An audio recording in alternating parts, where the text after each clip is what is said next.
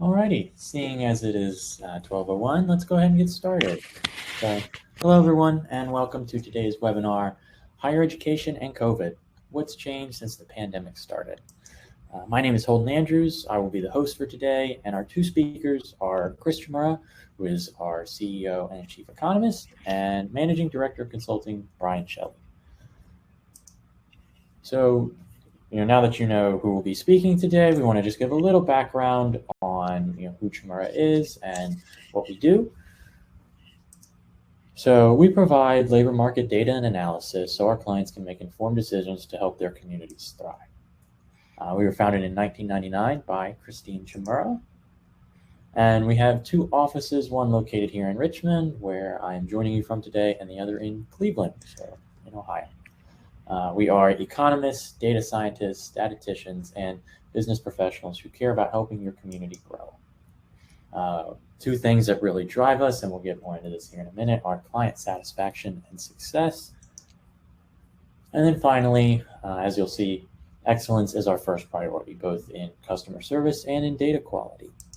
So this lovely triangle graphic right here showcase our kind of pillars, what guide us. So at the top, you can see excellence, and then next we have thorough, accurate, and useful. And these four ideals are really what guide our organization. They're what we aspire to be every day. They're what make us come into the office and do all the good work. One way that we really try to exemplify these values is through our weekly economic update report. So this is a free report that comes out once a week that gives you with the most up-to-date national data. If you'd like to be on this, I will put a link in the chat once I kind of pass things off to Chris. But before I do that, I'd also like to quickly mention that we're going to be sending out the slides and recording of the webinar to all attendees more than likely tomorrow, which is Friday. And then if there are any questions during the presentation, feel free to put them in the chat. That's what it's there for. We want to interact and engage with all of you. So yeah, don't be afraid to submit questions. With that, I will pass it off to Chris. Great. Thanks, Holden. And it's nice to see some comeback people on the chat here. So thank you all for attending. And first, what I'll be doing, of course, is talking about the economy. So what's changed since the pandemic started? As you all know, before this pandemic, the economy was strong, very strong, and no one was looking for a recession to occur. We went into recession with the lockdown, and now that we're coming out of it, sales and GDP are strong. Employment is lagging in some sectors. Of course, it looked like this past summer that we were behind this, and then the Delta variant came up, which caused some issues that you'll see in the data here. But the job market is very tight now, and that's great news for students. Those who are graduating should be able to find positions, and we'll talk more about that a little bit later. And then after the overall view of the economy, Bryan will give you a view of higher education with regard to how it's changed since the pandemic started. So first, the national overview. Here, for those of you who have attended before, you know that across the globe, a recession is defined as 2 consecutive declines in GDP, gross domestic product. But here we've got a committee known as the Business Cycle Committee within the National Bureau of Economic Research that looks at all the monthly data. GDP is quarterly, and they determine when a recession began and ended. And so here you can see a 2-month recession. This is employment, one of the indicators they look at. And when we went into the lockdown, we lost all the jobs that were created over the previous decade or expansion. And now we're coming out of that deficit. We saw some pretty good growth a couple of months ago, around 800,000 a month. Last month, it was only about 200,000. Tomorrow, Friday at 8:30, we'll be seeing the September numbers, which many economists are looking for around a 500,000 growth rate, but still not back up to pre-COVID levels. On the right-hand side, we're looking at personal income and consumption, and this is spending by consumers on goods and services, and they are very important because it makes up about 70% of GDP. So in terms of sales, no surprise, the huge drop-off when we were told non-essential workers not to go into the offices, or some retail establishments and restaurants were closed. We saw activity come back. And then here, a huge jump this past summer as people were getting out more with COVID down. But then again, with Delta coming, the Delta variant coming into play here, we've seen spending come off some. Income, on the other hand, we saw a spike because of the CARES Act and the federal stimulus money, as well as the larger unemployment insurance that was given out to unemployed workers. And then we saw another spike with some more of stimulus, and then a third spike here again with stimulus. But now we're looking at income rising on a more normal level of 3 to 5% on a year-over-year basis. And at the bottom, industrial production, which is the production of mining or factories and utilities, again, huge drop year-over-year. When we went into the recession, it rebounded. Now we're seeing a huge rebound, somewhat of a decline, or still very strong growth, 8%, but not as fast as the previous month, in part because some of these supply chain issues that we're having to deal with. Now you're looking at GDP. So here it was a 2-quarter recession, even though it was only 2 months. Those 2 months straddled 2 quarters, the first and second quarter. And here you can see the big decline, the rebound, and the latest numbers that we have, 6.7% strong growth. Our forecast in red is looking for 4 to 5% growth. To put that into perspective, anything above 2 to 2.5% is considered very strong. So we're looking for the stimulus to continue to cause this economy to grow at a good pace the rest of this year and into next year. And then we would expect it to go back toward that normal 2 or 2. Here you see a little bit of a drop off from the from the second quarter, and that's because of the impact that the Delta variant has had on spending. Now, when we look at the labor market, you really see how atypical this recession has been in terms of the unemployment rate dropped very quickly, and we're seeing wages rise at a pretty good pace. Typically, you wouldn't see that for a year or two after the recession has ended. But in this case, we have some other issues that are going on.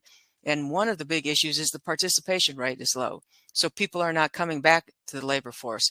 This chart that shows you the participation rate goes back to previous 1950, and each of the gray shaded areas are recessions. Notice the participation rate, the percentage of people participating in the labor force, increased significantly in the 70s and 80s as the baby boomers were coming in. More women were working in the labor force. It peaked out around 2000 and has been coming down a little bit, in part due to baby boomers retiring. But then it plummeted when we went into COVID recession. It's come back, but not nearly as much as what we saw previous to the COVID recession. And some of the reasons for that are early retirement. Some believe that we saw 3 years worth of retirement occur during that COVID period. So people who were on the cusp of retiring decided to retire early just because they didn't want to go back to the labor market, and some for fear of contracting the virus. Even those not near retirement, some of them are staying home for fear of contracting the virus. Some had to stay home because they had children that were learning online. Now that situation should ease as we're seeing more kids going back to school at the physical schools. And then the federal unemployment insurance was high through the end of, actually through the beginning of September. That ended on Labor Day. So it'll be interesting to see if with less unemployment insurance, we start to see more people going back and participating in the labor force. So now we've got a situation here where we're seeing a double whammy on businesses. We're seeing that business demand has picked up. So they need to hire more people because there's more demand for their goods and services. But then on the other hand, we're seeing the quit rate. People are quitting and leaving their jobs and looking for alternative work at a record rate. Now, we've only been tracking this since about 2000. And so you can see during a recession, the gray shaded areas, less people quit their jobs because of all the uncertainty. They don't want to quit a job that they've been in for a while and go to a new one where they don't know if the demand will hold up. You see it go down during this recession as well, dropped off during the COVID recession. And then as we were coming out of the recession, you can see that the quit rate went up even faster than we saw during the previous two post-recession periods. And when we got to April here, we were seeing a record level of 2.8% of all employed people were quitting. That represents 3.992 million jobs. That's in April. It came down a bit and then went back up. So the latest data here is showing you in July, 3.977 million quits at 2.7% rate. So again, we have this situation where businesses are now being hit hard in terms of trying to fill positions, which should give opportunities to kids that are now graduating from college or from high school. And so some of these quits are taking place because some people would rather work from home full time. So they're leaving a job where they may have to go back to work just to be able to work from home full time. So how prevalent is that? The BLS added a survey question to their household survey. And back in July, for example, the question was, how many people teleworked or worked from home in the past 4 weeks due to COVID? Back in July of 2020, that was 26%. And that came down until we got to the holidays, November, December, when COVID started to spike, more people working from home. And then it has started to come down again, as low as just 13.2% of people in July working from home because of COVID. But that's inched up a bit because of the Delta. So it'll be the Delta variant. It'll be interesting to see tomorrow if that inches up further when we see the September data. Another look at how many people can work from home. And as educators, it would be helpful if you could help manage the expectations of graduates with this data. Some of them may want to work from home, some may not, but the percentages are much smaller than you would think based on what the media is saying. And many firms have developed hybrid models, but it varies by occupation as well. So what we did is we looked at pre-pandemic job postings and then job postings as of the second quarter. And these are the top occupations that allow work from home. And we basically queried the job ad and whether or not it said you can work from home. But look at some of these growth rates. So over 2 years, in terms of the percentage of jobs that could work from home that were software developers had increased by 566%. Customer service reps, sales reps, all increasing at very high rates. And here on down the line, many of them computer network type positions. So if students are getting degrees in those areas, then there may be a chance that a good chance that they're going to work from home. However, to put that into perspective, we then looked in 2021 quarter two, what percentage of all the ads can work from home? It was a huge jump, but in terms of all the ads that are out there, only 27% of the software developer ads said they could work from home. Some of them even much less than that. Only 15% of computer user support specialists can work from home. Only 13% of security, commodity, and financial service sales agents. The one big one is insurance sales agents. Nearly half of them, the ad said that those occupations or individuals could work from home. So working from home, it varies greatly by occupation.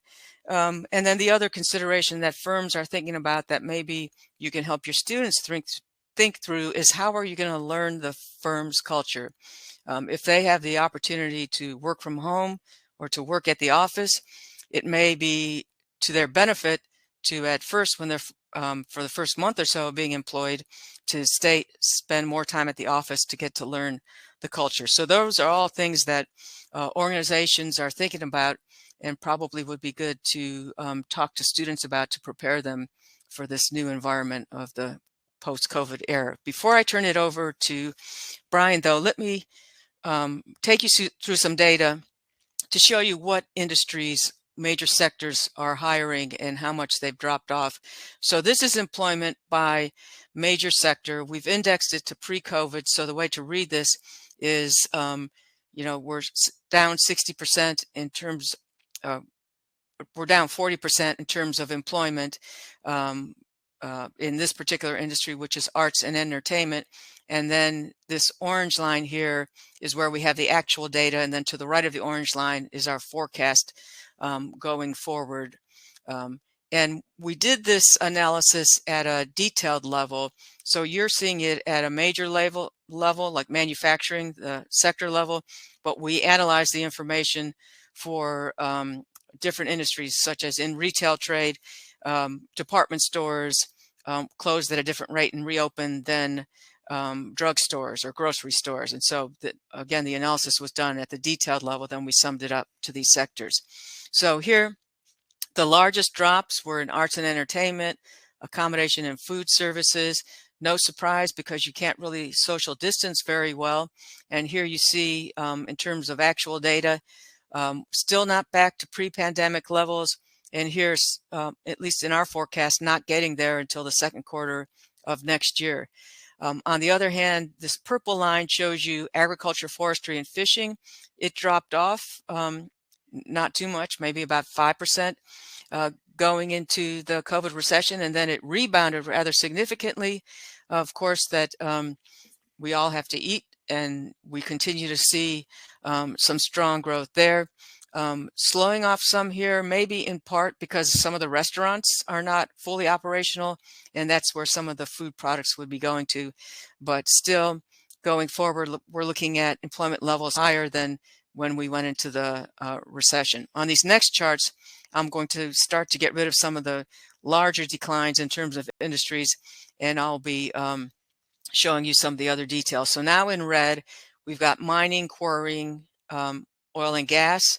So here, drop off, and then it stayed low, probably because there was a lack of demand during the recession, and when people were locked down and not really going out and driving.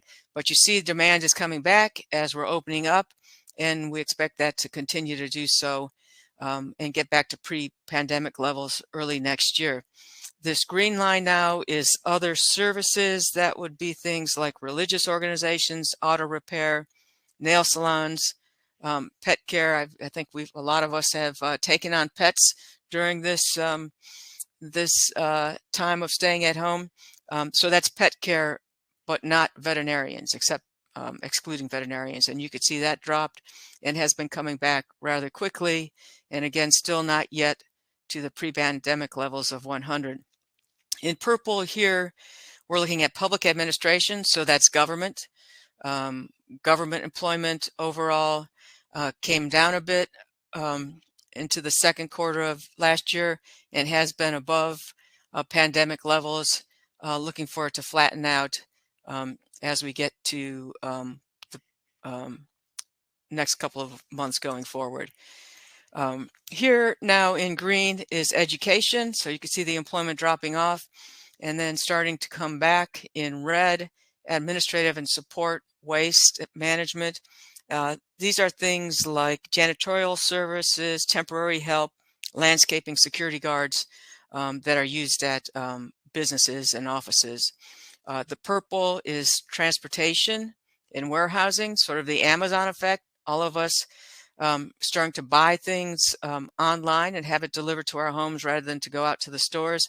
You see it only dropped off 5% and fairly quickly got to pre-pandemic levels, and now is 5% above pandemic levels, or 6%, and we expect that to grow at a slower rate going forward in terms of employment in that sector.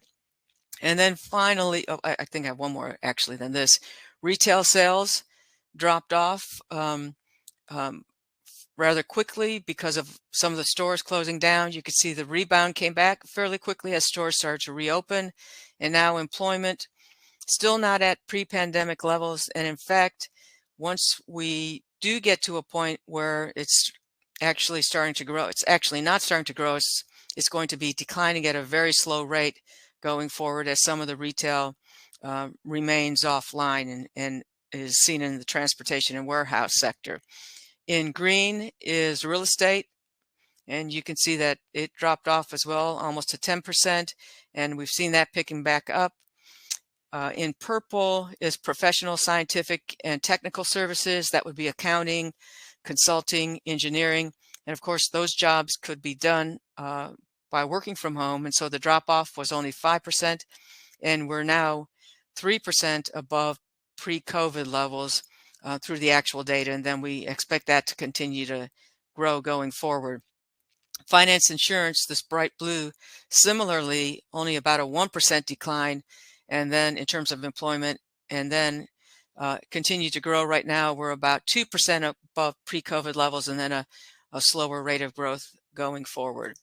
And now the final chart here in this reddish sort of brown color is manufacturing activity. Again, we see that they're continuing to increase, not getting to pre-COVID until the middle of next year. The green is information, sort of an odd sector. It's information such as the media. It could be newspaper.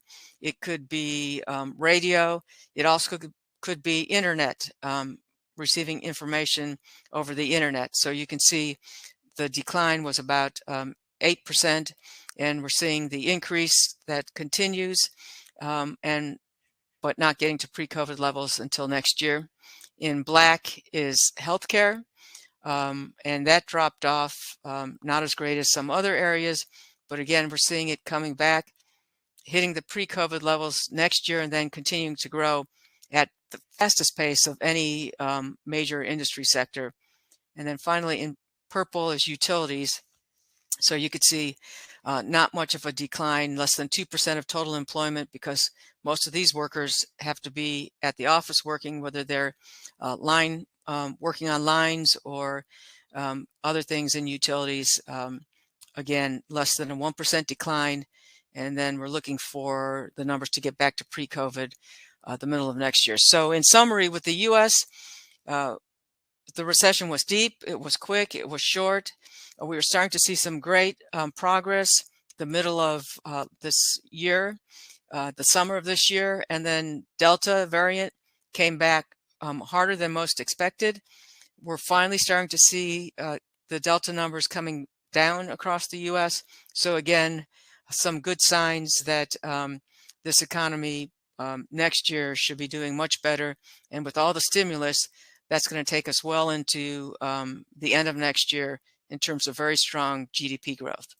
So with that, let me turn this over to Bryan. All right, thank you, everyone. I'm going to share my screen here, if it lets me.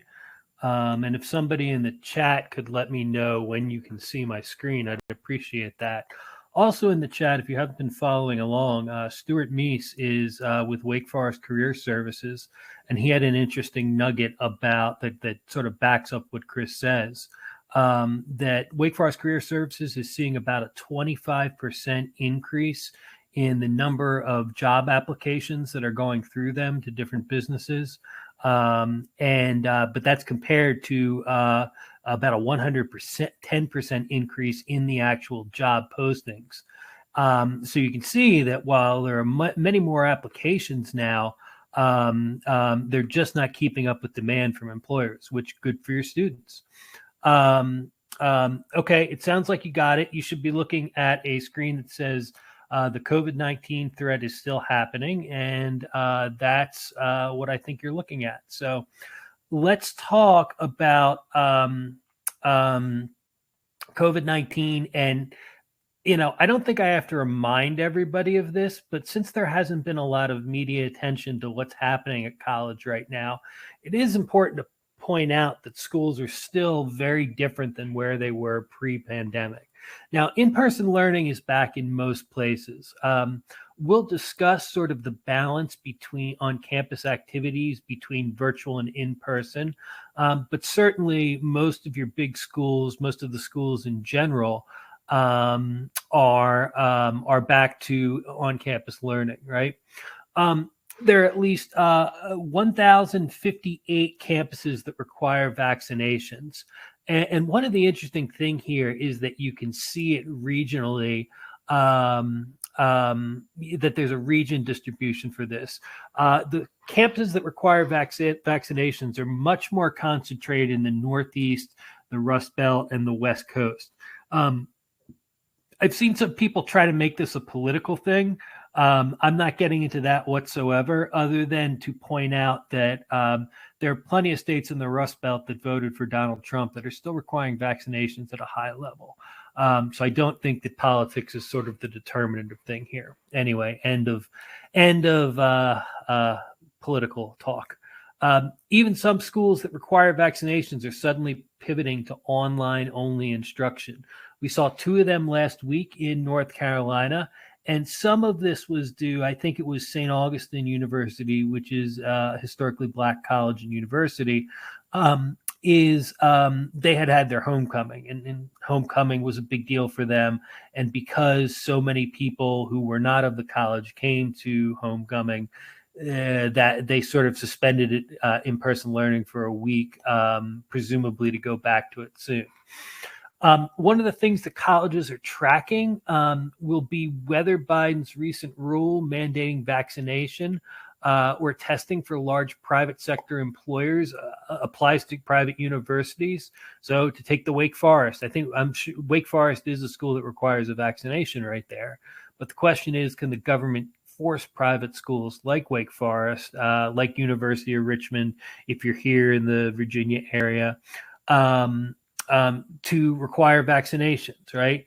And moreover, the government would seem to have more leverage to work this at public schools, but there hasn't been a policy announced on that yet either, nor small private colleges. But let's get back to this blend of online and virtual activity at colleges right now.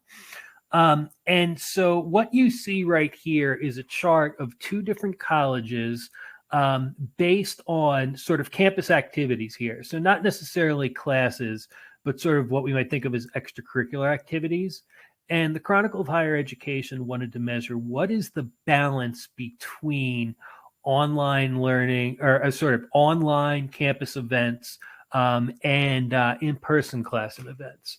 And it's really interesting because these 2 colleges that we're looking at represent what I think is a significant split between 2-year colleges and 4-year colleges, right?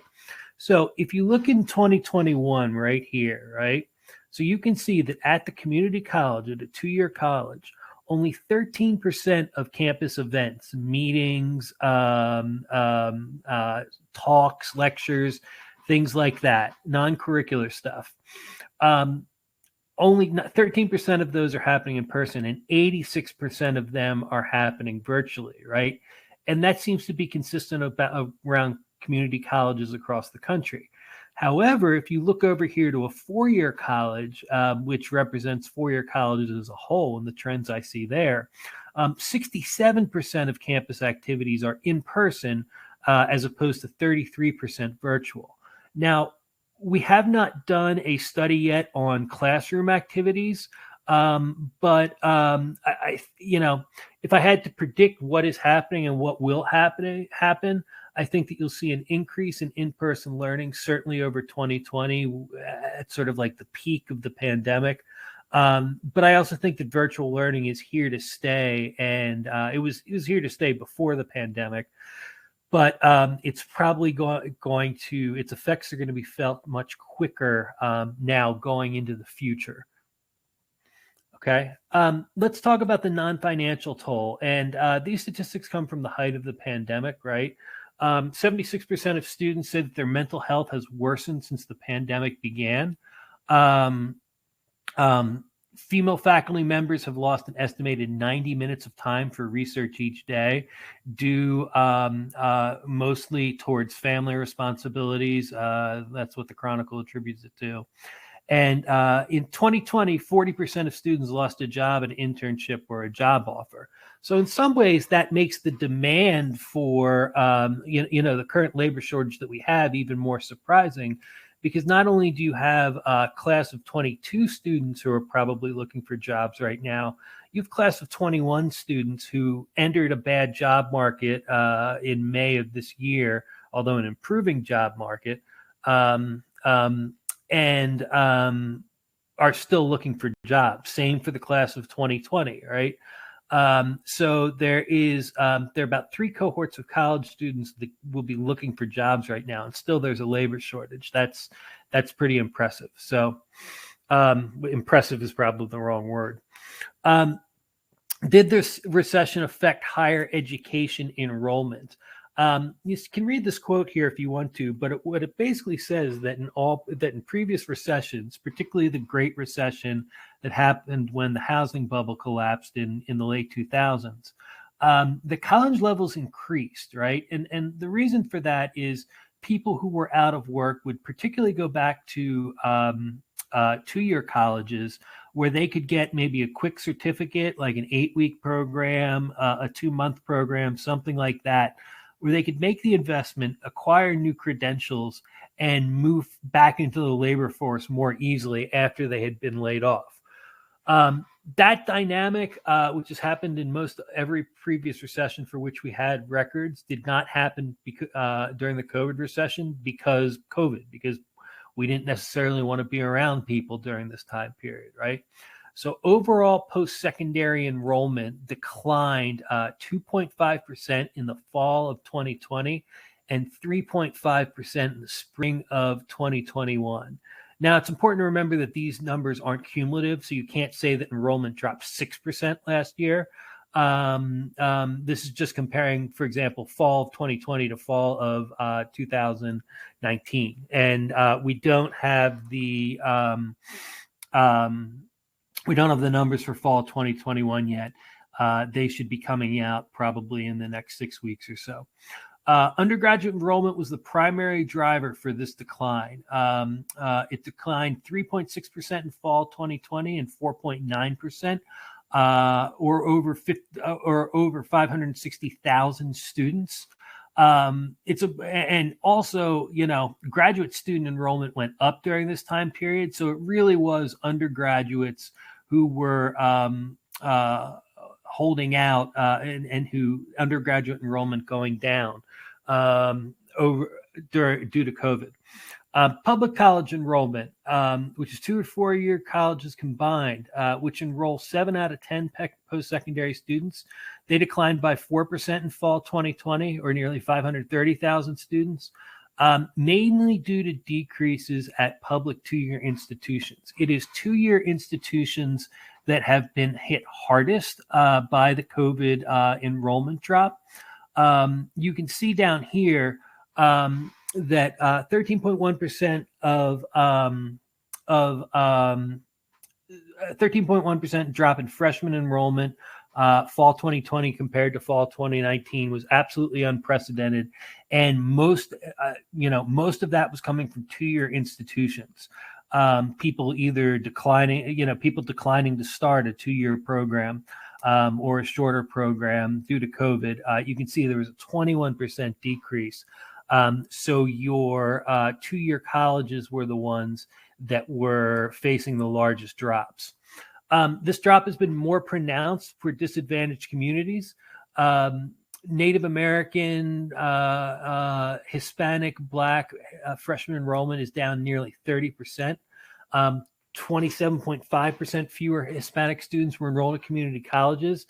And this is especially concerning to education observers because one of the most consistent findings in the literature is that when students, particularly economically disadvantaged students, take a year off from school, they're less likely to go back. And so we're worried sort of here about these members of vulnerable populations. They've deferred for very justifiable reasons. They didn't start college. Are they coming back now, though? And that will be one of the number one things that we're looking at when the fall 2021 results start to come out. Are those people coming back? And of course, there are reasons to think that the dynamic might be different now. Just because, like, well, there's less of a dynamic. So I'm sorry that the COVID is less worse than it was, even despite what the media is saying about Delta rates and stuff like that, and particularly because it's regionally concentrated. And the question is, how quickly will these students come back to school, which is somewhat a function of whether families that offer some support are able to get back to work. And so the increased market for talent right now actually bodes pretty well, because people can get jobs and maybe throw a couple bucks to their kids to help them get back into schools. The initial estimates about funding losses for colleges. Initial estimates were worried that from the Chronicle of Higher Education was that $183 billion in revenue would be lost. And that was a combination of lost revenue due to decreases in enrollment, the extra money that schools had to spend on COVID-related expenses, things like shields, offering more classes so people can be social distanced this year, those types of things. And then the big chunk was that people were worried about an anticipated state funding decrease due to the recession that COVID was causing. I'm very happy to report that these estimates wildly overshot the mark. College funding has not been cut nearly so much. In fact, funding from state and federal sources actually went up in the 2020-2021 school year due to some emergency financing bills from some federal stimulus packages and stuff like that. And then because enrollment dropped last year, but particularly for four-year colleges, it didn't drop as much as some people feared. And so revenues from enrollment weren't down as much as four-year colleges. Now, of course, two-year colleges are a different ball of wax entirely, right? And those really did see a fall off in enrollment. I think community colleges as a whole averaged about a 9% drop of enrollment. And so the budgets are absolutely tighter for them last year, and we'll see what happens this year from enrollment revenue. Another good thing that we can talk about here is the fact that colleges have not closed. In March 2020, some analysts had predicted as many as 1,000 colleges might close due to the COVID recession. A year later, there were only 10 closures that were, and most of them were in deep financial trouble prior to the pandemic. Most of where the financial woes were felt in program cuts. For example, Stanford had sort of famously eliminated 11 varsity sports programs. The University of Vermont eliminated eliminated whole departments.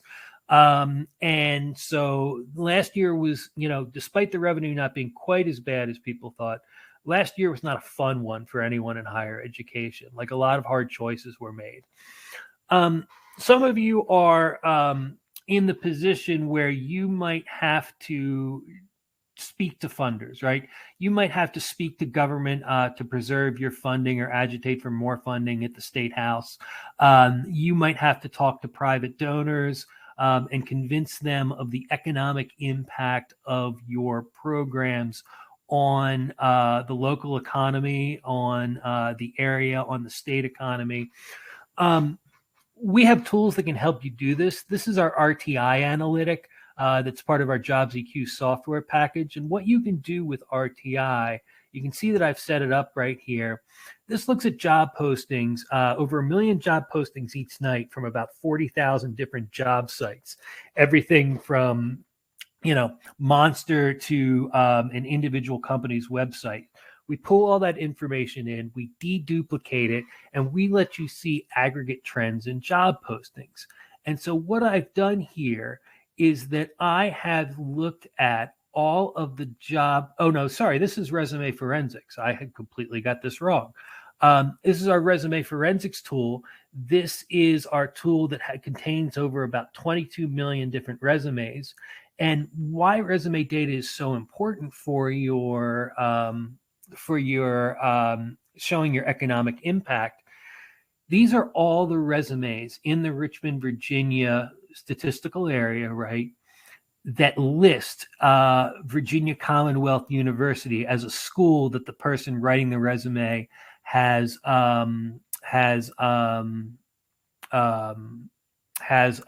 attended.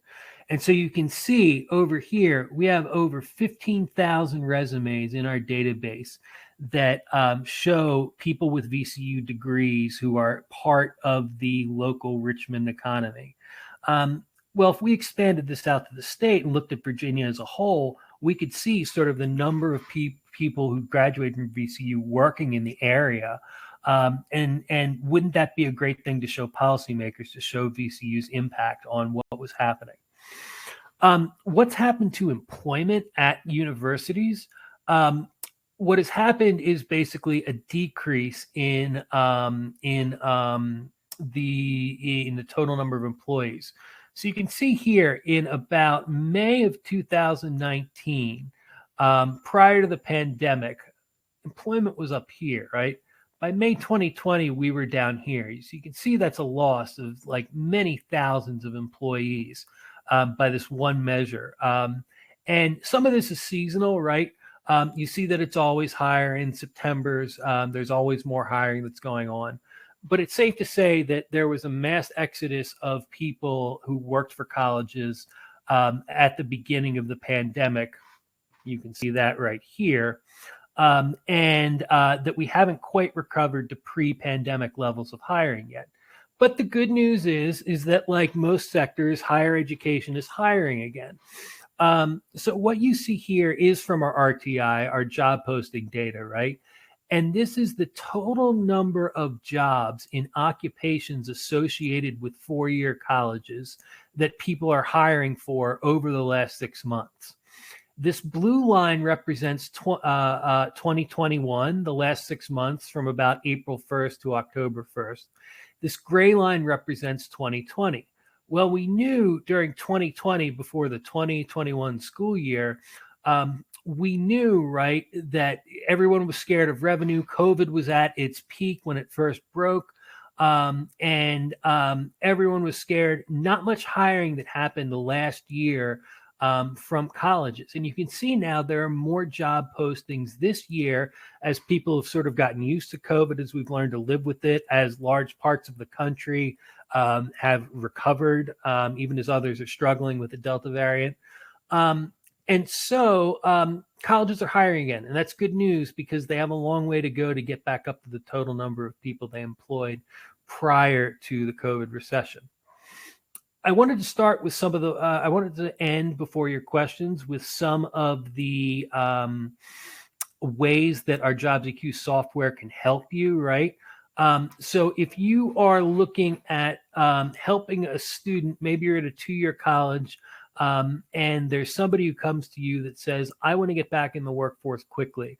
I want to know what programs I can take that are maybe 2-month programs, 5-month, 6-month programs that will get me back into the workforce with a slightly better job. One of the ways that you can do that in our JobsEQ software is our Willing and Able analytic. So this will tell you, this is an occupation right here. In this case, I've picked cooks in restaurants, right?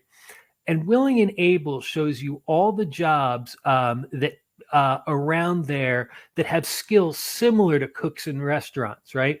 So let's say that this, I think this dot, as I remember correctly, is a retail vendor for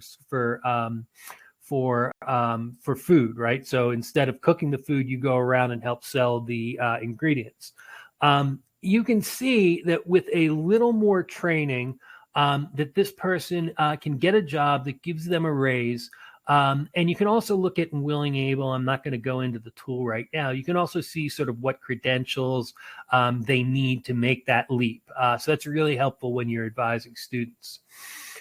You can also use JobsEQ to reform your curriculum. we identify skills. We identify over about 7,000 skills and credentials in JobsEQ, and we compare the number of people who have a skill in the general populace, in the general labor force of an area, versus the number of job postings that are asking for it. So you can see right here, right? So for demonstrators and product promoters, this is the dot that I showed you on the previous slide. That's right up here. That's demonstrators and product promoters for, in this case, for food. You can see that there are a lot more businesses that are requiring Microsoft Outlook and Microsoft Words than there are qualified applicants with resumes that say that they do these things, right? So it's easy for you to look at skills that are sort of that the labor market wants to reward, but that they can't find from job seekers. Add those skills to your curriculum. You give your students a leg up when they go into the job market. And then award gaps. You can continue to expand programs that fill a need in your local economy. So we can see, right, we're looking here at Richmond, we can measure the total number of degrees, certificates that a school issues, that all the schools, in this case, in the Richmond, Virginia MSA, all those awards that they issue, and we can compare it to demand for that job. So you can see here, let's look at for software developers for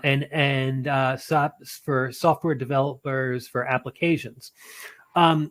There are 162 fewer graduates each year than the market needs to operate at peak efficiency. So big surprise, right? Tell your kids to go into software development. But, this is a great screen for a provost to understand, like, I'm thinking about adding a program. Well, are my kids going to be able to get graduate? Are my graduates going to be able to get jobs? You know that anytime you see a number in parentheses in award gaps, that means that there are fewer workers than there are positions. And so that's a great place to expand or start a program.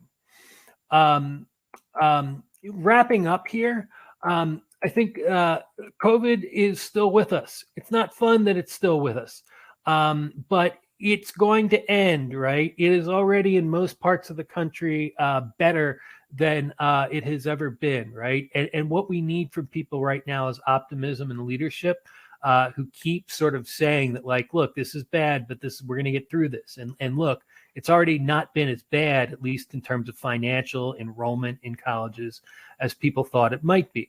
The GDP has rebounded. Employment is slower, but that's, mostly because of the increased demand or the demand from workers for workers than it is sort of a lack of jobs. So that's a good thing.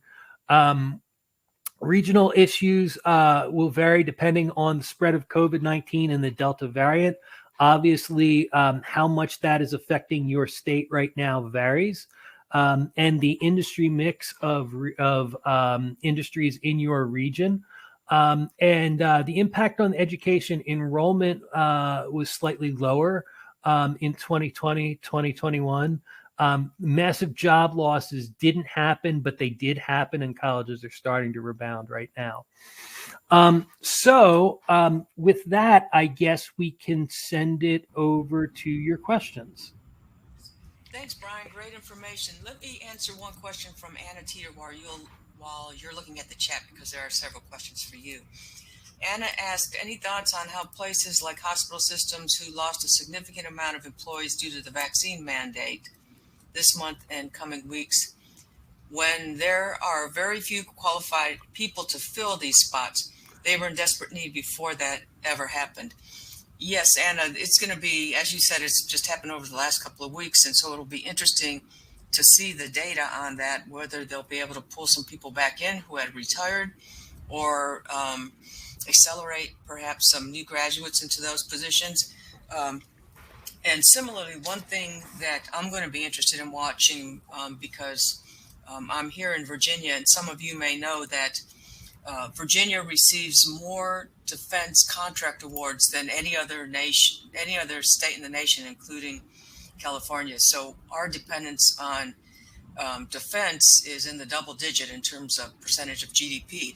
The reason why I bring that up, and relative to Anna's question, is that the federal government has said that any employer that has more than 100 people and they are working on a government contract need to require all their employees to get vaccinated. So here in Virginia, as an example, we've got the Huntington Ingalls, the shipyard down in the Hampton Roads area, employing I believe it's over 20,000 people, have told people they've got some time before they need to be vaccinated. But I'm going to be watching the numbers very closely to see if employment drops off here in Virginia relative to the other states, just because of that federal mandate to have vaccines if you're DOD or Department of Defense or any type of federal government worker.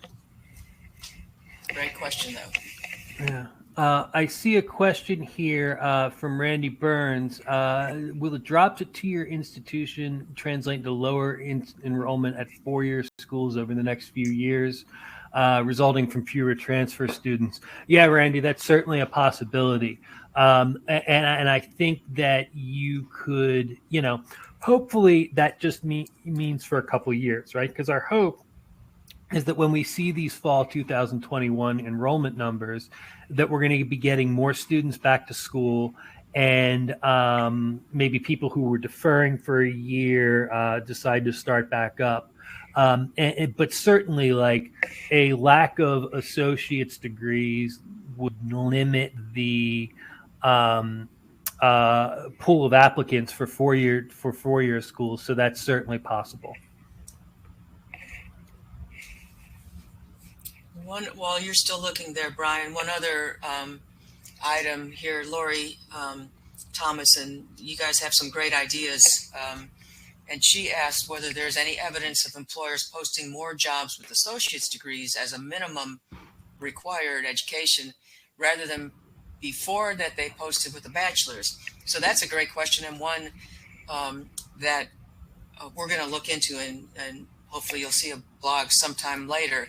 But certainly businesses have been thinking about, how can I fill these positions? Do I really need a BS degree, or will a associate's degree be okay?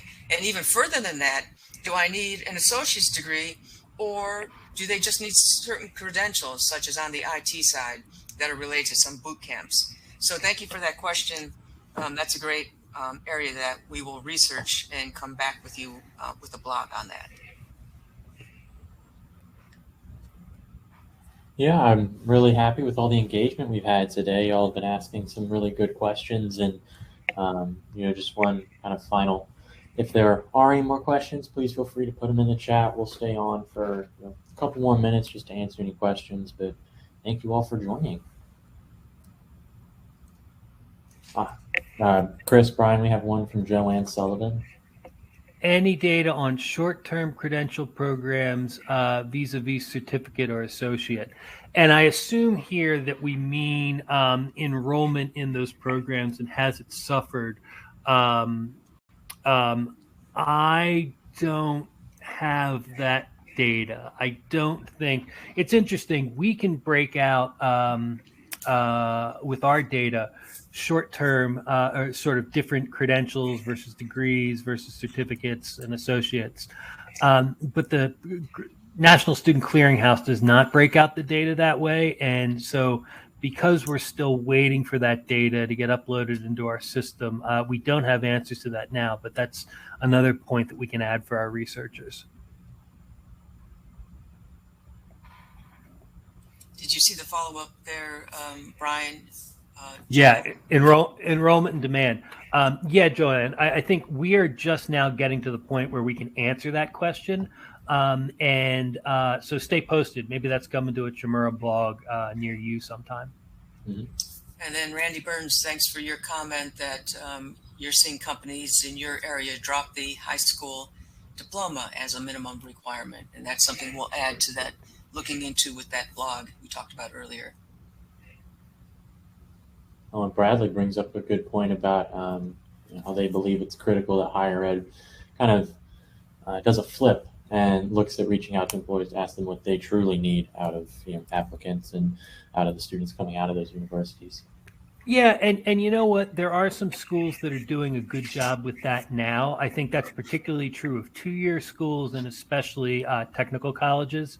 I was just on the phone with somebody from Tennessee yesterday, and the level of engagement that they have is really fascinating. Now, of course, I taught at a four-year college right now, and I will tell you that just speaking to me personally as a four-year instructor, I was probably not nearly as focused on sort of what students were going to need in their career as arguably I should have been.